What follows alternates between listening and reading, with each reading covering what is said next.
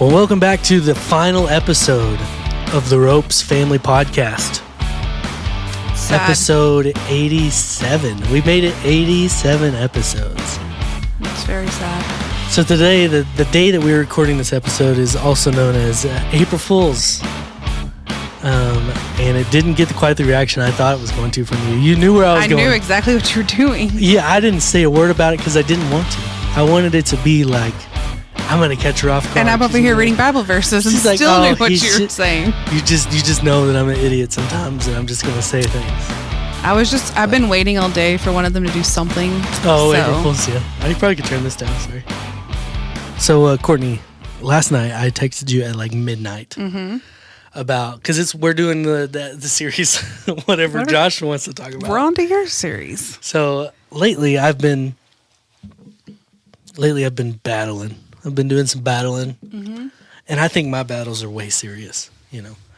But what I wanted to talk to you about, or what came to my mind, I was up really late, like midnight, 12:30, somewhere in there. I don't know when I texted you.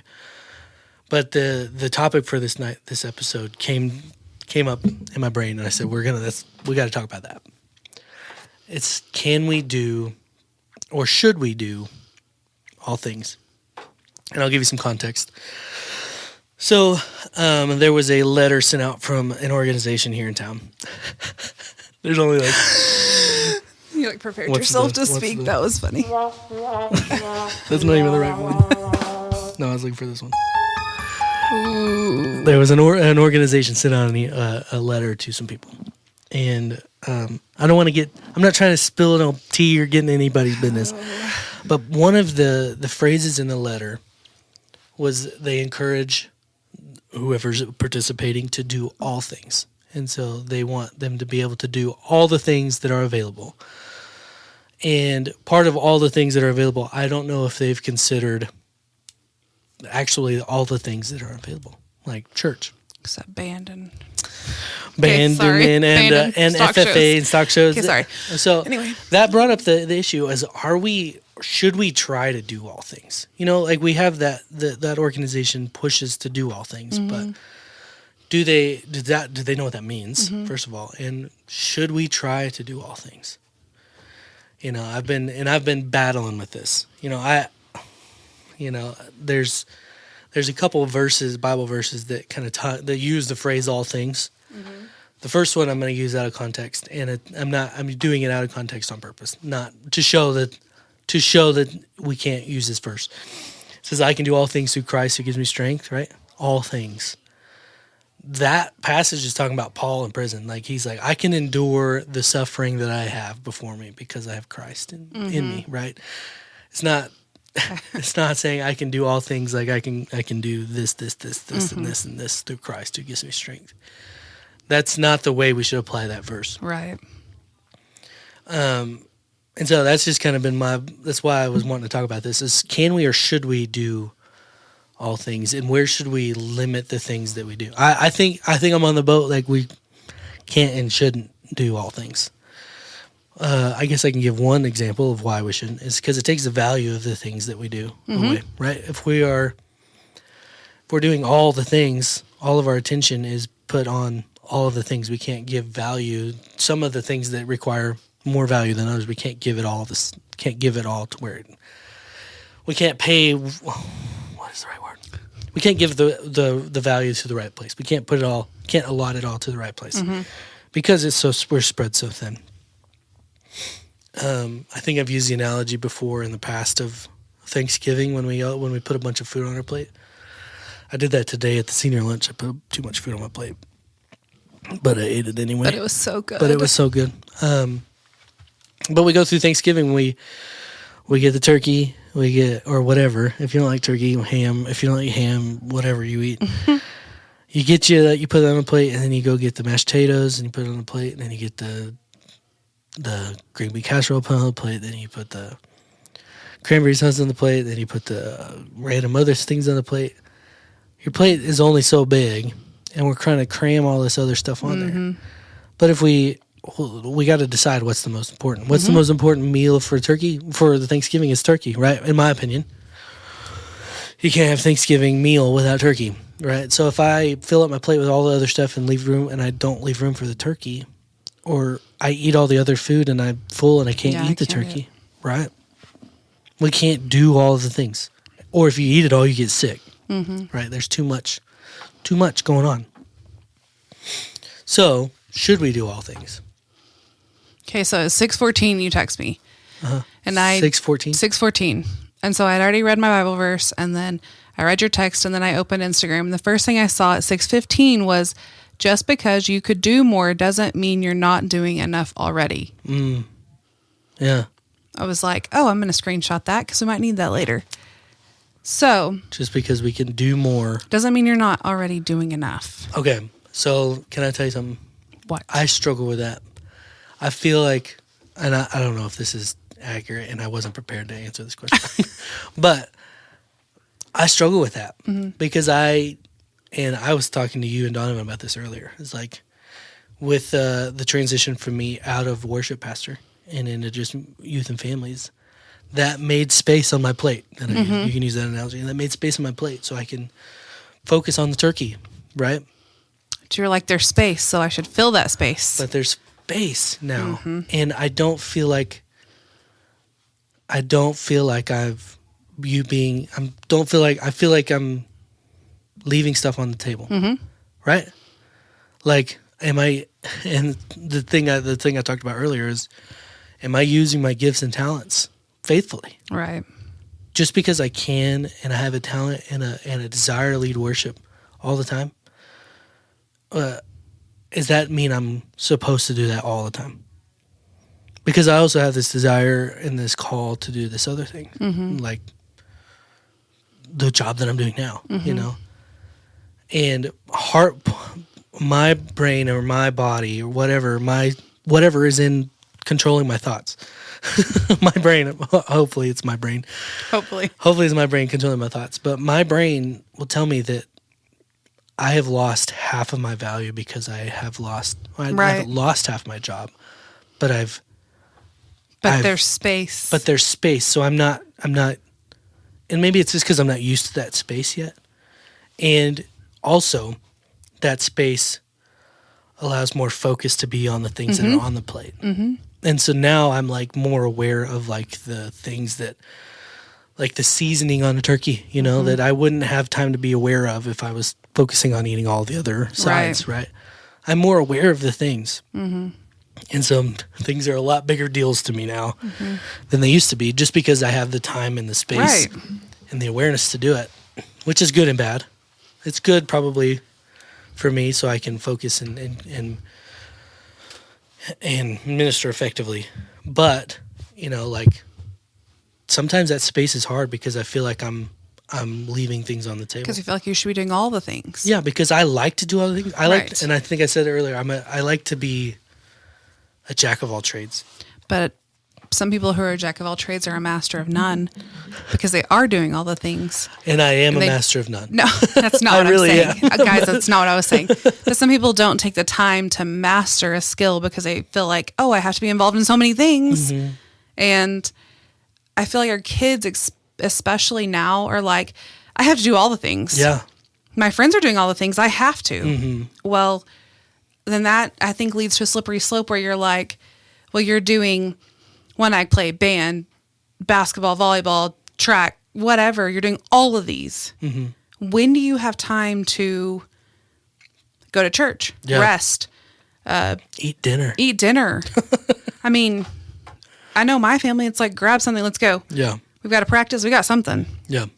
I mean, we run ourselves ragged with all of the things. Yeah.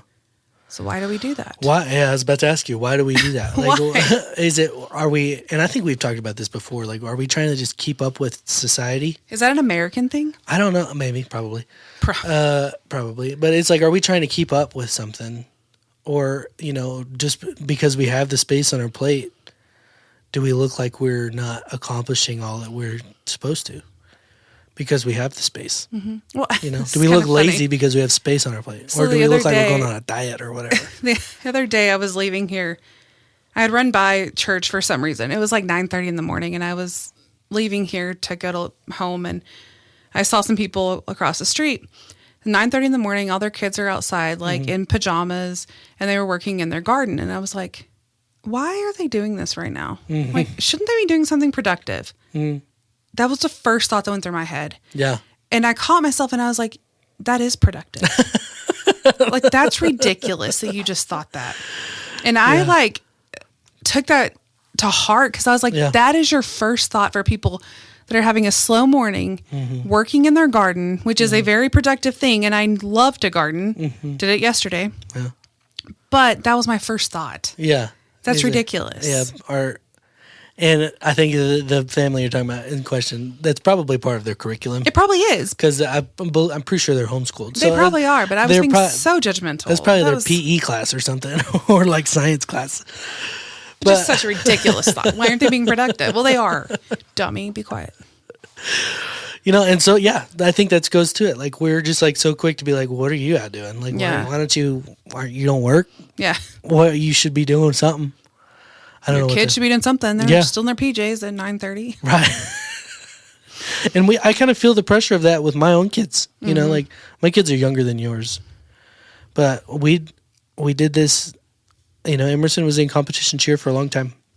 And it got to the point where it was controlling our life. And it was just one kid. Yeah. One kid's activity was controlling our whole life.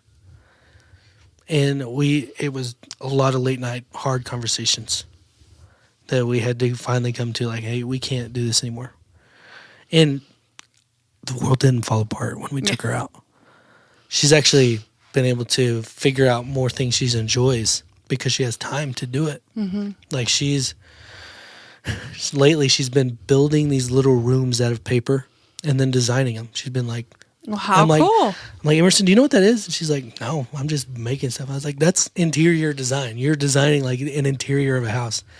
She's like, oh, I really like doing that. Go me. I was just like, oh, I really like doing that. Maybe I should. And I'm like, yeah. And, not saying she couldn't have figured that out while she was doing cheerleading.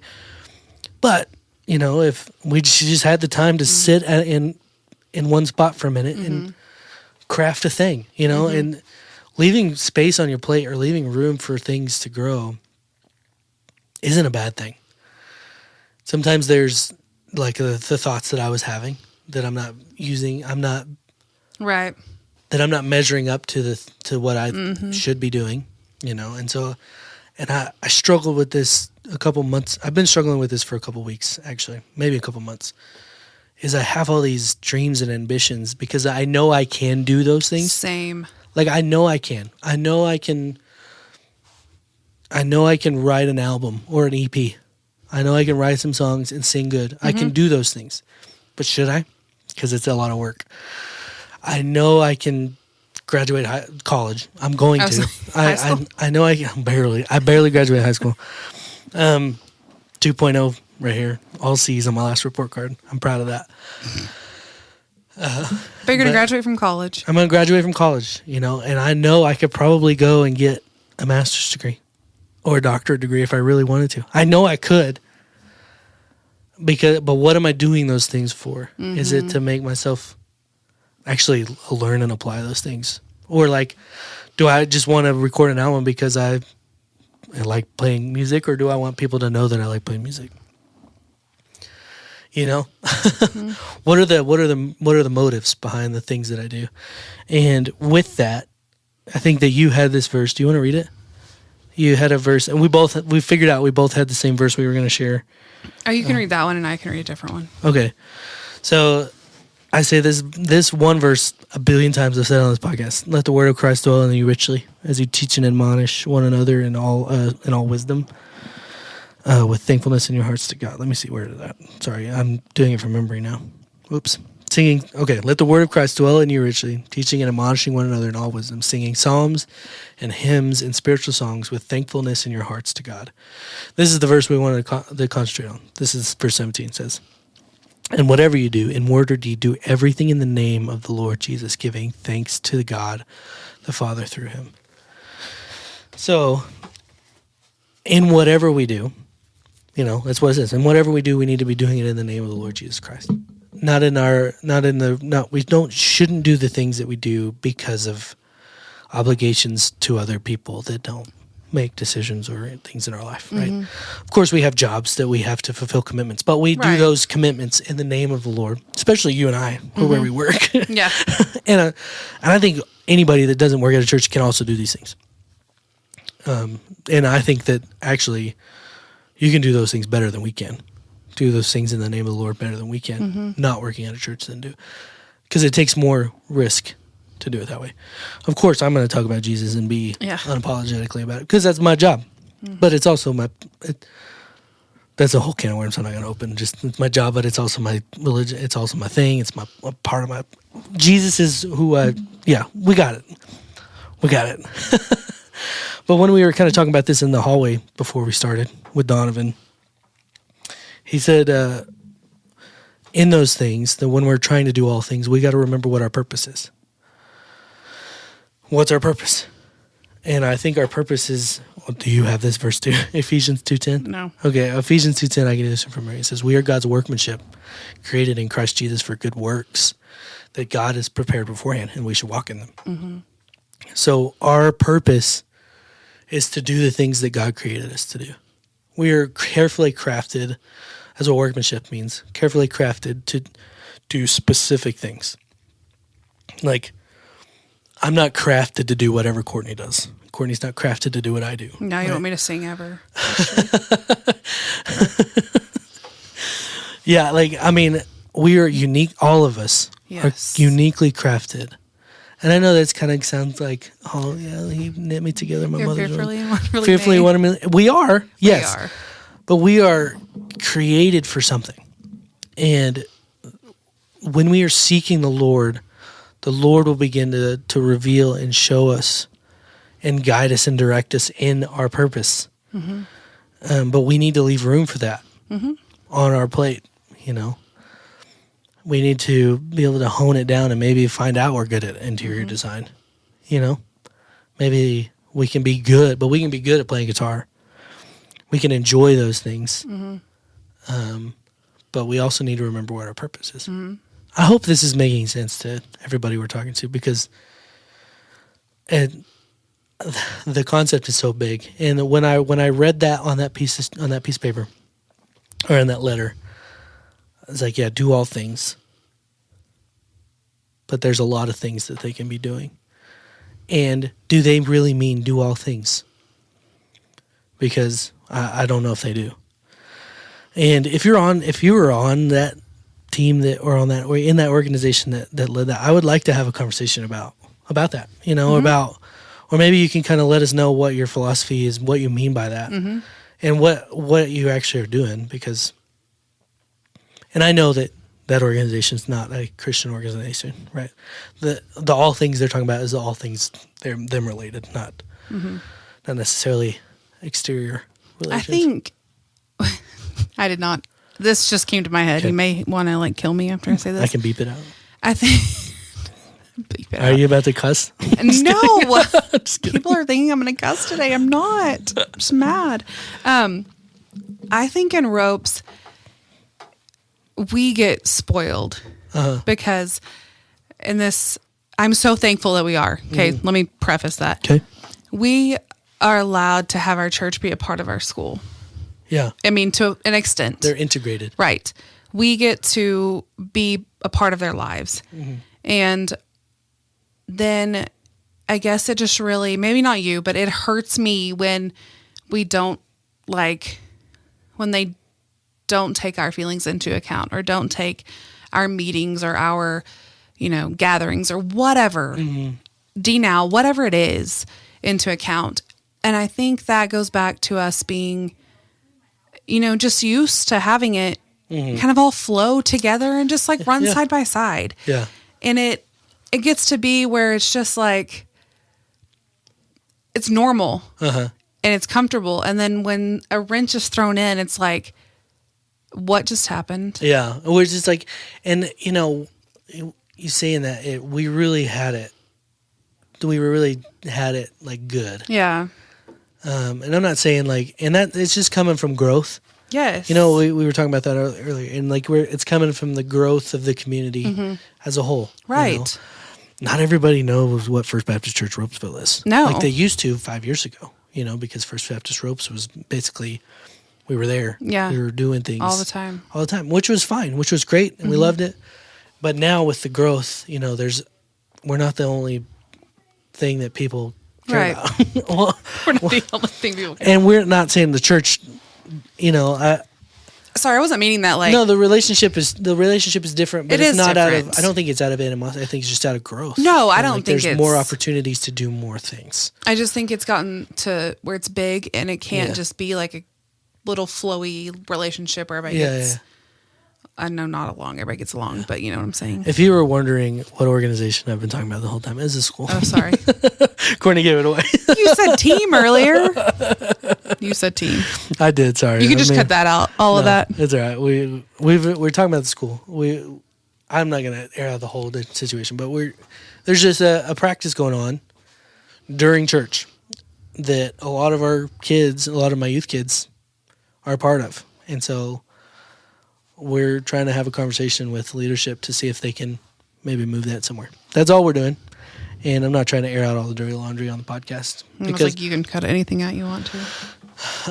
and I think that I don't know how that situation's going to end up. I think it'll be good. I'm hoping that it'll work out, and this kind of shows another part that you've done in the past is you've told coaches, we are prioritizing church. We are prioritizing this, and sometimes that's what it takes. But it took us 2 years of one of my children missing Wednesday night church Yeah, for us to buck up and say, I'm sorry. If you have practice on Wednesdays this year, we're not going. yeah, it's hard. And we were just cowards, honestly. We were like, he's going to get punished for not going. Yeah, and that's the other part, and if that happens, that's probably not the best place for them to be. Right. And that's kind of where we got to. We were like, That's tough. that's not where he needs to be then. And as soon as Ben had that conversation with the coach, he was like, oh, okay. He's like, we'll just have it on Saturday mornings and then we'll have it on Sunday afternoons. He's Yeah. like, what time do y'all get out of church? And Ben said 12. We usually get home about 1. He's like, perfect. We'll do 2 to 4. Had a single problem. Now in season, we have it on Mondays. No problems. Yeah, so sometimes it just takes having a conversation. But it was very nerve wracking. Yeah. And so I understand people who are like, oh gosh, I can't. Yeah. I don't want my kid to get I punished don't want my or kid kicked off the team. Yeah, they won't get to play. Yeah. Or whatever. They're in trouble. Yeah. Well, I was there. Yeah. So I think we just need to remember that even in those situations that whatever we do in word or deed, right, we do it in the name of the Lord. Sometimes it's not going to go our way. But choosing Jesus is always going to be better. And choosing Jesus is always going to it's not going to be always comfortable. But it's going to be better in the long run. So you got anything else? Did you have another verse? Well, in Corinthians, I guess 1 Corinthians 10, I may be taking this out of context, but Paul's writing to the church in Corinth, and he says, so whether you eat or drink or whatever you do it all for the glory of God. Even as I try to please everyone in every way, for I am not seeking my own good, but the good of many, so that they may be saved. And I just love that verse. Yeah. Like whatever I do for the glory of God, I'm not doing it for me. I'm doing it so that others will be led to God. Yeah. And And Paul specifically, his plate had a specific stuff on it yes, that he was tasked with, yes, and God gave him maybe a bigger plate than some of us. yeah. But he's leading people, like all of his stuff that he's doing. We should be doing the same point things. people to Christ. Yeah, as parents, for sure. Yes, All the things that we should be doing as parents are to be pointing them to Christ. I know that we think about it like, oh, our thing is to make sure that they're safe and healthy and like they have food in their stomach. But our first duty is to do that with Christ in whatever we do.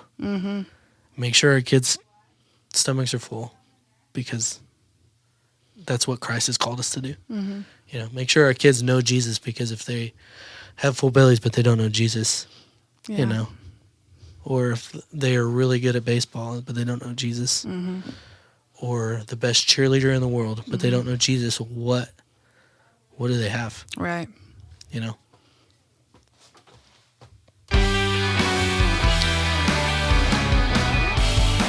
That's all we got this week. Sounded like we were a little whiny. Sorry. A little whiny. But I think that conversations like this are hard, but sometimes we need to have them, you know. And we're not alone in this conversation. Everybody's got a battle to face with somebody, and so all we got to do is remember who we represent and why we do the things we do, which is for Jesus and because Jesus created us to do that. If you missed the whole point of the podcast, but we'll talk at you later. Peace.